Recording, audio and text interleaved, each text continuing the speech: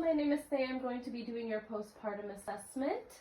I'm shutting the door, providing privacy, washing my hands, and putting gloves on. Can you please tell me your name and date of birth? I am checking for 2 identifiers, verbally. Yes. Okay, my patient's name and on the band, and checking to make sure it's the same as the baby's. I'm going to be assessing their vital signs. I am looking to see, make sure it's still within normal range. Blood pressure should be around the same range that it was prior to delivery. Heart rate should be 60 to 100 beats per minute. Respiration should be 12 to 20 breaths per minute. Their temperature should be under 104 degrees Fahrenheit, and also assessing for pain. Are you in any pain? No. Yes, in my abdomen. Okay, so if the patient is having pain in their abdomen from a cesarean or vaginally, we can give them analgesics for cesarean. Vaginally, we can offer them sit baths, analgesics, and ice packs. Okay, now we'll be assessing the heart and lung and bowels. Okay, I'm checking for a full minute for the apical rate. Okay, rhythm is regular. And now I'm assessing the lungs. Take a deep breath in, out. Okay, and posterior lung fields.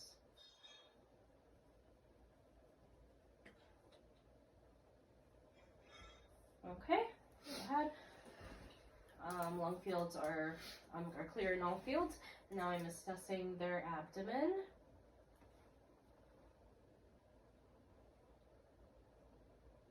Okay, and bowel sounds are present and active in all quadrants.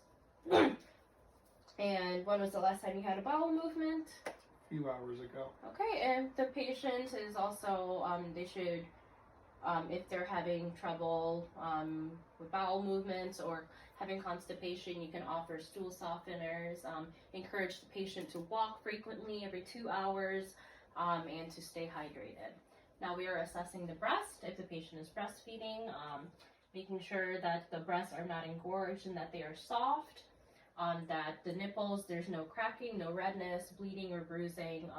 See if the nipple is inverted or erect or flat. Provide the patient any nipple cream for any dryness of the nipples with breastfeeding or if they're not breastfeeding. Have the patient report any signs of metastasis, if they're having any problems with latching or if their breasts are engorged and painful. You can also tell them the benefits of breastfeeding, which would be bonding. It builds up the newborn's immunity. It also helps against asthma, allergies, and infections. And just have the patient report any signs of infection or inflammation of their nipples or any pain. Okay, now we are assessing the C-section. So first I would assess if my patient is alert and oriented. My patient is alert. My patient is orientated to their person, place, and time. Are you able to move? Yes. Okay. And my patient is able to move. And I'd be checking their respiratory rate and effort. Rate is still between 12 to 20 breaths per minute. And labored, no use of accessory muscles. Checking to see their IV, making sure that's intact, in place, clean, dry. That if it's connected to something, that it's running at the rate the physician ordered and what they ordered for the patient. There's no kinks, no air in the lines, no occlusions, no signs of inflammation, infiltration, or phlebitis. And then checking to see if they have a Foley catheter in, to make sure that it's clean, dry, and intact. The leg strap or tape is still in place. That there's no kinks or occlusions from the Foley line to the bag. Making sure that the bag is below the bladder. And we're also assessing the intake the patient is and their output. Their output should be about 3,000 milliliters every day. That's about 300 to 400 each time they void. And are you feeling any nausea? No. Okay, and now we are looking to see, to assess the incision site. We're assessing for Rita. We're checking the redness, edema, ecchymosis, drainage, and the approximation. Okay, and now we are assessing the uterus.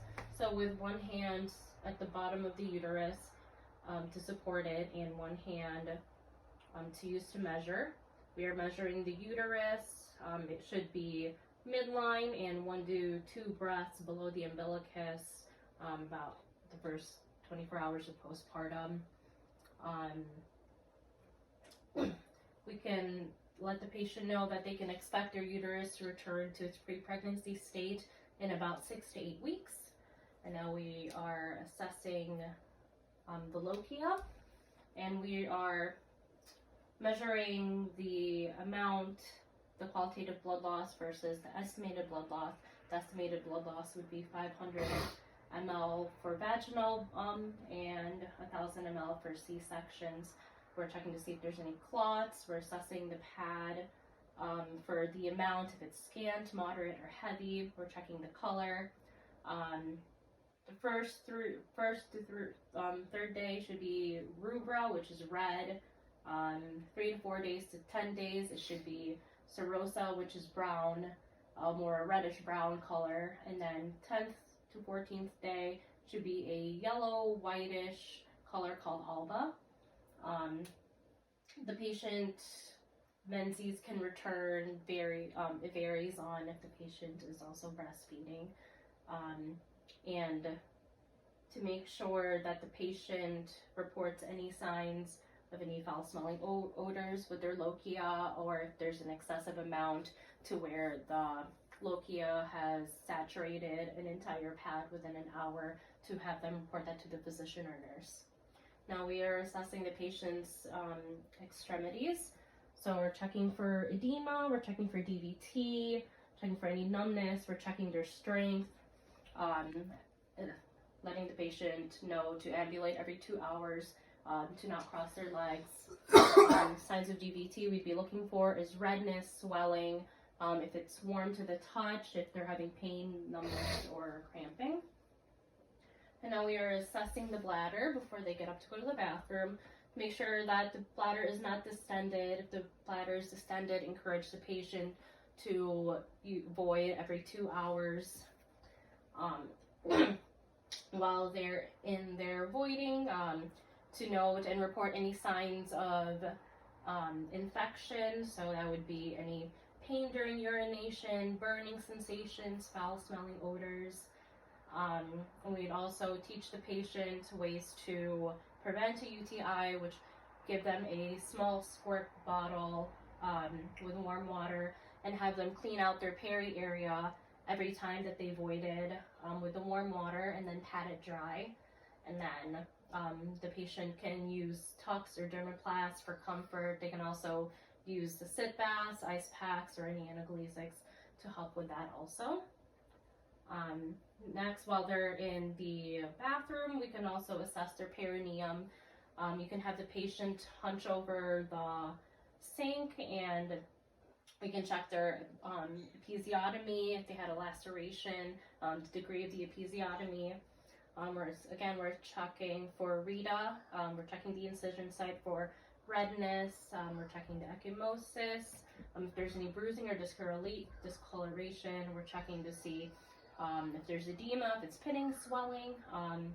Checking the drainage. We're checking the color of the drainage, the amount, and the smell. And we're approximating the measurement of the site of incision. We'd encourage the patient to help them assist back to bed. We can assess their psychosocial by asking their emotions, how they felt about their labor experience, how they feel about the baby, what support systems they have, how they are doing feeding, any concerns they have immediately or prior to discharge, anything else that we can teach them, and any questions or concerns.